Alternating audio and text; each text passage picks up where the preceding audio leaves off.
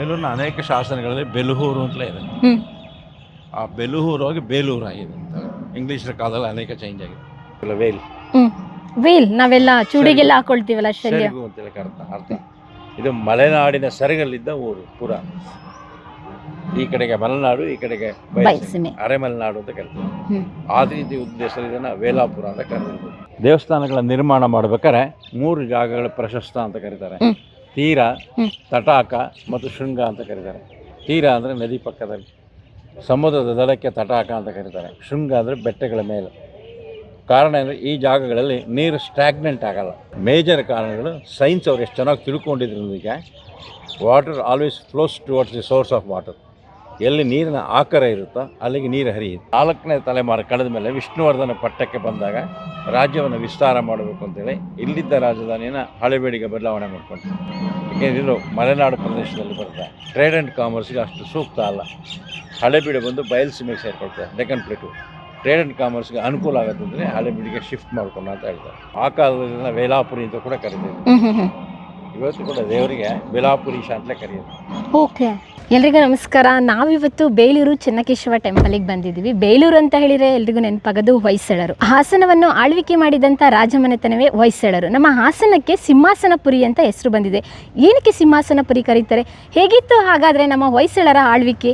ಹೇಗಿತ್ತು ಅವರ ಸಾಮ್ರಾಜ್ಯದ ವೈಭವ? ಅಲ್ಲಿ ಬರುವಂಥ ಪ್ರಮುಖ ರಾಜರುಗಳು ಯಾರು? ರಾಣಿಯರ ಕೊಡುಗೆಗಳೇನು? ಬನ್ನಿ ಇವತ್ತು ಬೇಲೂರು ಚೆನ್ನಕೇಶವ ಟೆಂಪಲ್ ಟೂರ್ ಜೊತೆಗೇನೆ ವಾಸ್ತುಶಿಲ್ಪ ಶೈಲಿ ಜೊತೆಗೇನೆ ಹೊಯ್ಸಳರ ಇತಿಹಾಸವನ್ನು ತಿಳ್ಕೊಳ್ಳೋಣ ಬನ್ನಿ. ಎಲ್ರಿಗೂ ಕೂಡ ಸಿಂಹಾಸನಪುರಿಯ ಆಳ್ವಿಕೆ ಮಾಡಿದಂಥ ಹೊಯ್ಸಳರ ಇತಿಹಾಸಕ್ಕೆ ಸ್ವಾಗತ ಸುಸ್ವಾಗತ. ಬನ್ನಿ ನೋಡಿ, ನಾವು ಬೇಲೂರು ಚೆನ್ನಕೇಶವ ಟೆಂಪಲ್ ಎಂಟ್ರೆನ್ಸಲ್ಲಿ ಇದ್ದೀವಿ. ನಮಗೋಸ್ಕರ ಶಶಿಕುಮಾರ್ ಅಂತ ಗೈಡ್ ಕಾಯ್ತಾ ಇದ್ದಾರೆ. ಅವ್ರ ಮುಖಾಂತರ ಹೊಯ್ಸಳರ ಇತಿಹಾಸನ ನಿಮ್ಮ ಮುಂದೆ ಪರಿಚಯ ಮಾಡಿಕೊಡ್ತೀನಿ. ಬನ್ನಿ. ಅಲ್ಲಿ ಹೋಗಿ ಮುಂಚೆ briefly about the genealogy of Hoysalas. Show what all the territory they cover. ಈ ದೇವಸ್ಥಾನದಲ್ಲಿ 35 ವರ್ಷದಿಂದ ಗೈಡಾಗಿ ಕೆಲಸ ಮಾಡ್ತಿದ್ದೇನೆ. ಜೊತೆಗೆ ಗೌರ್ಮೆಂಟ್ ಆಫ್ ಇಂಡಿಯಾ ಲೈಸೆನ್ಸ್ ಕೂಡ ಇದೆ. Okay, we are eligible to guide anywhere in South India. Wow. ಹಾಗಾದ್ರೆ ನಿಮ್ಗೆ ಎಷ್ಟು ಲ್ಯಾಂಗ್ವೇಜ್ ಬರುತ್ತೆ? ಅದು IITG ಅಂತ ಬರುತ್ತೆ, ಇಂಡಿಯನ್ ಟೂರಿಸಮ್ ಮ್ಯಾನೇಜ್ಮೆಂಟ್ ಅಂತ. ಅದ್ರದ್ದು ಕೋರ್ಸ್ ಇದೆ. ಓಕೆ, ಆ ಕೋರ್ಸ್ ಮುಗಿಸ್ಕೊಂಡು we work as A foreign inbound tourist Escorts. Wow. ಹಾಗಾದ್ರೆ ಫಾರಿನ್ ಟೂರಿಸ್ಟ್ ಎಲ್ಲ ಬಂದಾಗ ಅವ್ರಿಗೆಲ್ಲ ಅವ್ರವ್ರ ಲ್ಯಾಂಗ್ವೇಜ್ ಅಲ್ಲೇ ಮಾತಾಡಬೇಕಾಗುತ್ತೆ. ಬಂದು 87ನಲ್ಲಿ. 87 ಟು ಲಾಂಗ್ ಬ್ಯಾಕ್. ತುಂಬ ಲಾಂಗ್ ಬ್ಯಾಕ್. ಫಸ್ಟ್ ಸ್ಟಾರ್ಟಿಂಗಲ್ಲಿ ಆರ್ಕಿಯಾಲಜಿ ಡಿಪಾರ್ಟ್ಮೆಂಟಿಂದ ಟ್ರೈನಿಂಗ್ ಕೊಡೋರು, ಬ್ರೀಫಿಂಗ್ ಮಾಡೋರು ಪರ್ಟಿಕ್ಯುಲರ್ ಮಾನ್ಯುಮೆಂಟ್ಸ್ಗೆ.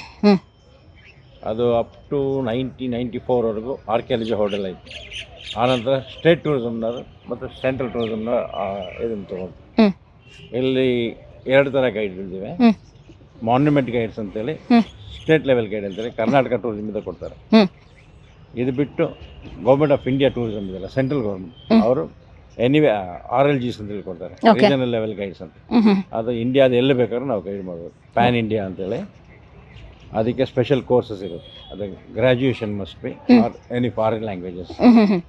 ಗ್ರ್ಯಾಜುಯೇಷನ್ ಇಲ್ಲ ಅಂದರೆ ಫಾರಿನ್ ಲ್ಯಾಂಗ್ವೇಜಸ್ ಆಗಿದ್ದರೆ ಕೊಡ್ತಾರೆ. ಓಕೆ, ಅದು ಗೌರ್ಮೆಂಟ್ ಆಫ್ ಇಂಡಿಯಾದು ಒನ್ಸ್ ವೈಲ್ ದೇ ಕಾಲ್ ಮಾಡ್ತಾರೆ. ಇದು ಸ್ಟೇಟ್ ಟೂರಿಸಮ್ದು ಪರ್ಟಿಕ್ಯುಲರ್ ಮಾನ್ಯುಮೆಂಟಿಗೆ ಮಾತ್ರ. ಹೊಯ್ಸಳರ ಇತಿಹಾಸ ಬಂದಾಗ ಎಲ್ಲಿಂದ ಆರಂಭ ಆಗುತ್ತೆ ನಮ್ಮ ವೀಕ್ಷಕರಿಗೆ? ಹೊಯ್ಸಳರ ಇತಿಹಾಸ 10ನೇ ಶತಮಾನದಲ್ಲಿ ಪ್ರಾರಂಭ ಆಗುತ್ತೆ. ಮೂಲ ಪುರುಷ ನೃಪಕಾಮ ಅಥವಾ ಸಳ ಅಂತೇಳಿ ಕರಿತಾ ಇದ್ರು.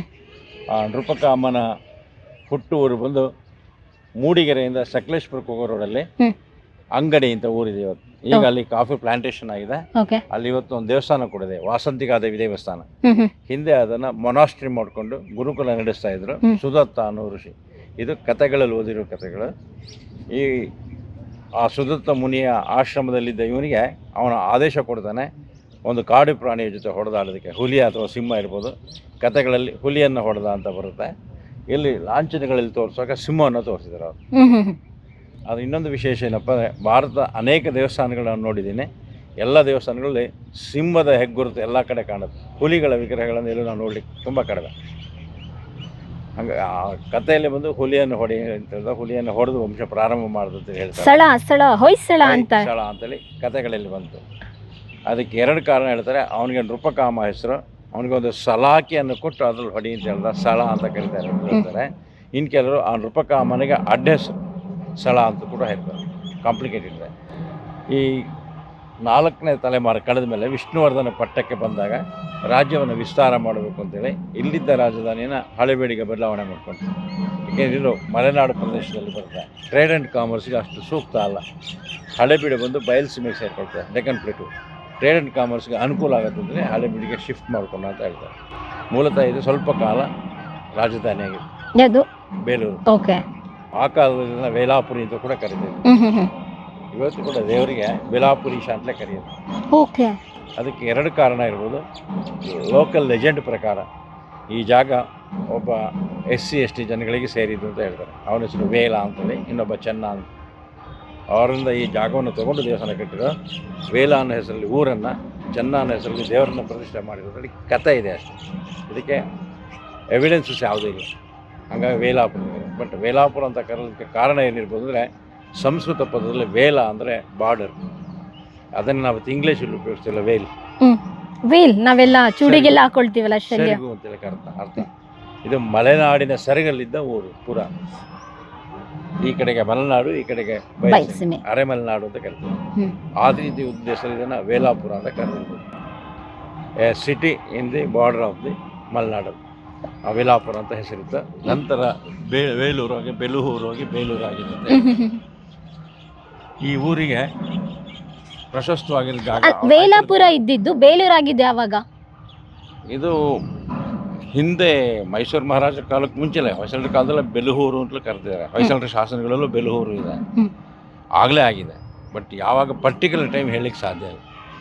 ಅಂದರೆ ಈ ಬದಲಾವಣೆಗಳು ಯಾವಾಗ ಆಗುತ್ತೆ ಅಂದರೆ, ಇದು ಫೋಕ್ಸ್, ಇದು ಪರ್ಟಿಕ್ಯುಲರ್ ಡೇಟ್ ಇರಲ್ಲ. ಜನಗಳ ಬಾಯಿಂದ ಬಾಯಿಗೆ ಬಂದಿರುತ್ತೆ. ಅದು ಯಾವಾಗ ಬಂತು, ಹೇಗೆ ಬಂತು ಅಂತ ಡಾಕ್ಯುಮೆಂಟ್ ಇರಲ್ಲ. ಅದು ಬೇಲೂರಿನ ಅನೇಕ ಶಾಸನಗಳಲ್ಲಿ ಬೆಲೂರು ಅಂತಲೇ ಇದೆ. ಆ ಬೆಲೂರು ಹೋಗಿ ಬೇಲೂರು ಆಗಿದೆ ಅಂತ. ಇಂಗ್ಲೀಷರ ಕಾಲದಲ್ಲಿ ಅನೇಕ ಚೇಂಜ್ ಆಗಿದೆ.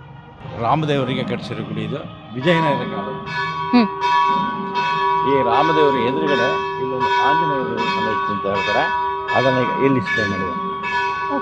ಆ ಥರ ಈ ದೇವಸ್ಥಾನ ಕೂಡ ದೇವಸ್ಥಾನಕ್ಕೆ ಸುತ್ತದಲ್ಲಿ ಸ್ಪ್ಲಿಟ್ ಆಗಿ ದೇವಸ್ಥಾನಗಳಿತ್ತು ಅಂತ ಹೇಳ್ತಾರೆ, ಕೆಲವು ಸಣ್ಣ ಸಣ್ಣ ದೇವಸ್ಥಾನ. ಕಾರಣ ಏನಿರ್ಬೋದು, ರಾಜ ಕಟ್ಟಿದ ದೇವಸ್ಥಾನ, ಅವನಿಗಿಂತ ಸಣ್ಣ ರಾಜ ನಾನೂ ಒಂದು ದೇವಸ್ಥಾನ ಕಟ್ಟಬೇಕು, ಅಷ್ಟು ದೊಡ್ಡದು ಕಟ್ಟೋಕ್ಕಾಗಲ್ಲ, ಇನ್ನೊಂದು ಕಟ್ಟೋಣ ಅಥವಾ ಸಣ್ಣದು ಕಟ್ಟಿದ್ರು.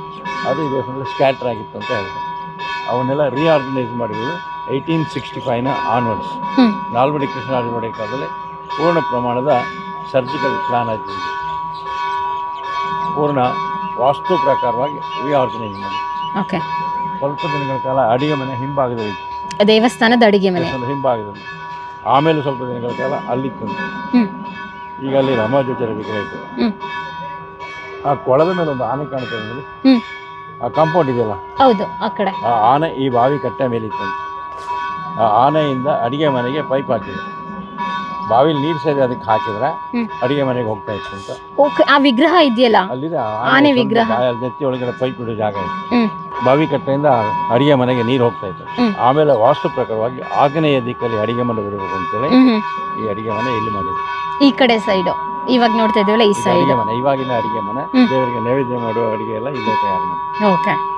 ಅಲ್ಲಿ ಕೊಳ ಇದೆ. ಕೊಳಕ್ಕೆ ಬಹುಶಃ ರಾಜರ ಕಾಲಕ್ಕೆ ಮುಂಚೆ ಪ್ಲೈನ್ ಲ್ಯಾಂಡ್ ಇತ್ತು. ಇಲ್ಲಿ ಕಾಂಪೌಂಡನ್ನು ಆಮೇಲೆ ಎಕ್ಸ್ಟೆನ್ಷನ್ ಅಡಿಷನ್ ಮಾಡಿದ್ರು. ಅದಕ್ಕೆ ಉದಾಹರಣೆ ಹೇಳೋದಕ್ಕೆ ಆ 2 ಮಂಟಪಗಳು ಕಾಣ್ತಾ ಇದೆಯಲ್ಲ, ಅದು ಮೇಯ್ನ್ ಪ್ರವಾಸ ದ್ವಾರ ಕೊಳ ಇದ್ದಾಗ. ಆಮೇಲೆ ರಾಜರ ಕಾಲದಲ್ಲಿ ಈ ಗೋಡೆ ಕಟ್ಟಿ ಅಲ್ಲೊಂದು ಬಾಗಿಲಿಟ್ಟು ಅಲ್ಲಿ ಎಂಟ್ರೆನ್ಸ್. ಅದಕ್ಕೆ ವಾಸುದೇವ ಪುಷ್ಕರಣಿ ಅಂತ ಕರೀತಾರೆ. ದೇವಸ್ಥಾನಗಳ ನಿರ್ಮಾಣ ಮಾಡ್ಬೇಕಾದ್ರೆ 3 ಜಾಗಗಳ ಪ್ರಶಸ್ತ ಅಂತ ಕರೀತಾರೆ. ತೀರ, ತಟಾಕ ಮತ್ತು ಶೃಂಗ ಅಂತ ಕರೀತಾರೆ. ತೀರ ಅಂದರೆ ನದಿ ಪಕ್ಕದಲ್ಲಿ, ಸಮುದ್ರದ ದಡಕ್ಕೆ ತಟಾಕ ಅಂತ ಕರೀತಾರೆ. ಶೃಂಗ ಅಂದರೆ ಬೆಟ್ಟಗಳ ಮೇಲೆ. ಕಾರಣ ಅಂದರೆ ಈ ಜಾಗಗಳಲ್ಲಿ ನೀರು ಸ್ಟ್ಯಾಗ್ನೆಂಟ್ ಆಗಲ್ಲ, ಹರಿವಿರುತ್ತೆ. ಎಲ್ಲಿ ಸ್ಟ್ಯಾಗ್ನೆಂಟ್ ಆಗೋ ಜಾಗದಲ್ಲಿ ದೇವಸ್ಥಾನಗಳು ಕಟ್ತಾರೋ ಅಲ್ಲಿ ನೀರಿನಿಂದ ಗುಡಿಗೆ ಎಫೆಕ್ಟ್ ಆಗ್ತದೆ. ಅದು ಆಗಬಾರ್ದು ಅಂತೇಳಿ ಆ ಥರ ಕೊಳಗಳನ್ನು ನಿರ್ಮಾಣ ಮಾಡ್ತಾರೆ. ಯಾವುದೇ ದೇವಸ್ಥಾನ ತೋರಿಸೋಣ ಕೊಳ ಇರುತ್ತೆ. ಹೌದು, ಇದು scientific reason, seepage water. Okay. ಜನಗಳೇನು ನಾವೇನು ಹೇಳ್ತೀವಿ, ದೇವರ ಪೂಜೆ ಮಾಡಲಿಕ್ಕೆ ಹೋಗ್ಬೇಕು, ಕೈ ತೊಳ್ಕೊಂಡು ಒಳಗೆ ಹೋಗ್ಬೇಕು ಅಂತ. ನಾವು ಕಾಲು ತೊಳ್ಕೊಂಡು ಕೈ ತೊಳ್ಕೊಂಡು ಒಳಗೆ ಹೋಗ್ರೆ ಮತ್ತೆ ಅಲ್ಲಿ ಉದ್ದಕ್ಕೂ ಗಲೀಜಾಗ. ಅದು ಮೇಜರ್ ಕಾರಣಗಳು. ಸೈನ್ಸ್ ಅವ್ರು ಎಷ್ಟು ಚೆನ್ನಾಗಿ ತಿಳ್ಕೊಂಡಿದ್ರೊಂದಿಗೆ, water always flows towards the source of water. ಎಲ್ಲಿ ನೀರಿನ ಆಕಾರ ಇರುತ್ತೋ ಅಲ್ಲಿಗೆ ನೀರು ಹರಿಯುತ್ತೆ. ಹಾಗಾಗಿ ಅಲ್ಲಿ ಕೊಳೆಗಳನ್ನು ಮಾಡ್ತಾಯಿದ್ರು ಜಾಸ್ತಿ. ಅದನ್ನು ಈಶಾನ್ಯ ಮೂಲೆಗೆ ಯಾಕೆ ಮಾಡ್ತಾರೆ ಅಂದರೆ, ನಮ್ಮ ಭಾರತದ ಗ್ಲೋಬಿಕಲ್ ಇದೆಯಲ್ಲ ಜಿಯೋಗ್ರಫಿಕ್ ಫಿನಾಮಿನಾ ಈಕ್ವೇಟರ್ ಲೈನ್ ಮೇಲ್ಗಡೆ ನಾವಿದ್ದೀವಿ ಈ ಸ್ಲೋಪಿ ಏರಿಯಾದಲ್ಲಿ. ಭಾರತದ ನಾರ್ತ್ ಈಸ್ಟ್ ಇದೆಯಲ್ಲ ಸ್ಲೋಪಿ, ಹಾಗಾಗಿ ಉತ್ತರ ಭಾರತ ನದಿಗಳೆಲ್ಲ ನಾರ್ತ್ ಈಸ್ಟ್ಗೆ ಹರಿಯುತ್ತೆ.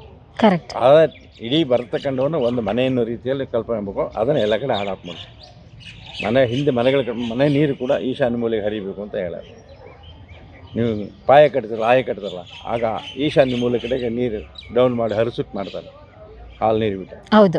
ಈಶಾನ್ಯ ಅಂದರೆ ನಮ್ಮ ಭಾರತದ ಈಶಾನ್ಯ ಮೂಲೆ ತಗ್ಗಲ್ಲಿದೆ ಅಂತ, ಅದೇ ನಮಗೆ ಎಲ್ಲ ಕಡೆ ಹರಿತೀವಿ. ಇಲ್ಲೂ ಕೂಡ ದೇವಸ್ಥಾನದ ನೀರು ಎಲ್ಲ ಏನು ಹರಿತದೆ ಈಶಾನ್ಯ ಮೂಲೆಗೆ ಹರಿತದೆ. ಇದು ಆಗ್ನೇಯದಲ್ಲಿ ಅಡಿಗೆ ಮನೆ ಮಾಡ್ತಾಯಿದ್ರು. ಅದಕ್ಕೂ ಕಾರಣ ಅಂದರೆ ಆಗ್ನೇಯ ಮೂಲೆಯಿಂದ ಗಾಳಿ ಬೀಸೋದು ತುಂಬ ಕಡಿಮೆ, ಬೆಂಕಿ ಈ ಕಡೆಗೆ ಹರಡಲ್ಲ. ವಿಂಡ್ ಫ್ಲೋ ಇದೆಯಲ್ಲ ಈ ಕಡೆಯಿಂದ ಬರ್ತದೆ ಈ ಕಡೆ ಬರ್ತದೆ ಈ ಕಡೆ ಬರ್ತದೆ, ಈ ಕಡೆಯಿಂದ ವಿಂಡ್ ಫ್ಲೋ ಬರೋದು ತುಂಬ ಕಡಿಮೆ. ಹಾಗಾಗಿ ಆಗ್ನೇಯ ಮೂಲೆಯಲ್ಲಿ ಅಗ್ನಿ ಮೂಲೆಯಿಂದಲೇ ಕರ್ಕೊಂಡು ಅಗ್ನಿಗೆ ಗಾಳಿ ಬೀಸಿದಾಗ ಜ್ವಾಲೆ ಎಲ್ಲರಿಗೂ ಹರಡಿಬಿಡುತ್ತೆ. ಆ ಗಾಳಿ ಬೀಸಬಾರ್ದು, ಗಾಳಿ ಬೇಕು, ಬೀಸು ಗಾಳಿ ಇರಬಾರ್ದು. ಅದಕ್ಕೆ ಈ ಕಡೆಯಲ್ಲಿ ಅಗ್ನಿ.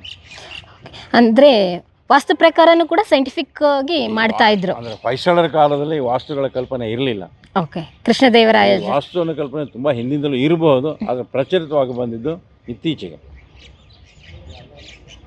ವಿಜಯನಗರ ಕಾಲ ದಾಟಿದ ಮೇಲೆ. ಅದಕ್ಕೆ ಮುಂಚೆ ಎಲ್ಲ ಆಯ್ತಲ್ಲ ಹೇಗಾಯ್ತು ದೇವಸ್ಥಾನ ಕಟ್ಟಿದ್ರೆ ಪ್ರಧಾನವಾಗಿ ಅವರು ದೇವಸ್ಥಾನದ ಮುಖದ್ವಾರವನ್ನು ಮಾತ್ರ ಪೂರ್ವಕ್ಕೆ ಇಡ್ತಾಯಿದ್ರು, ಅದು ಅವರಿಗೆ ಇಂಪಾರ್ಟೆಂಟ್. ಜೊತೆಗೆ ಹಿಂದೆ ಹೊಯ್ಸಳರ ಕಾಲದಲ್ಲಿ ದೇವಸ್ಥಾನಗಳನ್ನು ಕಟ್ಟಿದಾಗ ದೇವಸ್ಥಾನಗಳಿಗೆ ಪ್ರತ್ಯೇಕ ಅಡಿಗೆ ಮನೆಗಳ ಕಲ್ಪನೆ ಇರಲಿಲ್ಲ. ಏನು ಅರ್ಚಕರ ಮನೆ ಇರ್ತಾಯಿತ್ತೋ ಅಲ್ಲಿಂದ ಏನು ನೈವೇದ್ಯ ಮಾಡಬೇಕು ಅದು ಮಾಡ್ಕೊಂಡು ತರ್ತಾಯಿದ್ರು. ನಂತರದಲ್ಲಿ ದೇವಸ್ಥಾನಗಳು ದೊಡ್ಡದಾಗ್ತಾ ಬಂದಾಗ ಅದನ್ನು 4-6 ಕೆಲಸ ಹುಟ್ಕೊಳ್ಳೋಕೆ ಶುರುವಾಯಿತು. ಮಾಲೆ ಕಟ್ಟೋರು.